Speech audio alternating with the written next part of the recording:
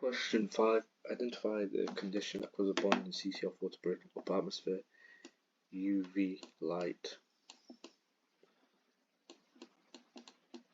And then deduce an equation for formation of reactive species. We're going from CCl4. It's breaking down the upper atmosphere. We're going to form CCl3, the free radical, plus your Cl, the free radical.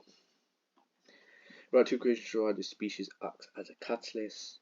This is literally on the specification. Like, obviously, it's obviously going to be on the specification, but these two equations literally copy and paste into the specification, so you do need to know them off by heart. Cl dot plus O3, ClO dot plus O2, ClO dot plus O3, Cl dot plus 2O2, Cl dot plus O3, ClO dot plus O2, ClO dot plus O3, Cl dot plus 2O2. Calculate number of free ion molecules and the volume of that. So first thing we're going to have to do is find out the moles. We know the mass kg is that, so to find out the moles of free ion CF3Cl, it's going to be the mass in grams, so it's going to be 1.78 times by 10 to the power minus 4 times by 1000 times by 10 to the power 3 to convert to grams, divided by the MR of that. Well, CF3Cl, the MR, you just use a periodic table, 104.5. That will give me the moles as 170 times by 10 to the power minus 3.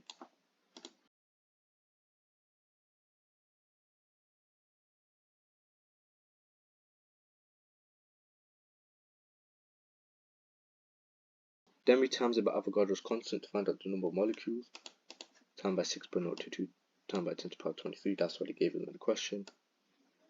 This case is only 6.02. 1.02 times by 10 to the power 21. And that is the number of molecules. Now, but we want the number of molecules in a volume of 500 centimeters cubed. This was a number in a volume of 100 meters cubed. How do we go from meters cubed to centimeters cubed? From meters cubed to centimeters cubed, well, we're going to have to divide by 1,000,000. So what we're going to do is we're going to do number of molecules, so it's going to be 1.02 times by 10 to the power 21 times by 500 times by 10 to the power minus 6, going to centimeters cubed. And we also then want to divide it by 100.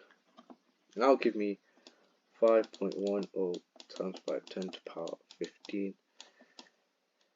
And you know, they're really like asking these type of questions nowadays about number of molecules all throughout past papers, and if they give you Avogadro's constant, just to know that you're going to have to find out the moles and then times it by Avogadro's constant and then a bit of converting. But the main thing is, if you don't know your units, you won't be able to convert from meters cubed to centimeters cubed, and you also wouldn't be able to convert from kilograms to grams. However, that is a lot easier. A lot of students probably know 1,000 grams and 1 kilogram, but still, this question is another reminder that you do need to know your units off by heart. And that's the end of question 5.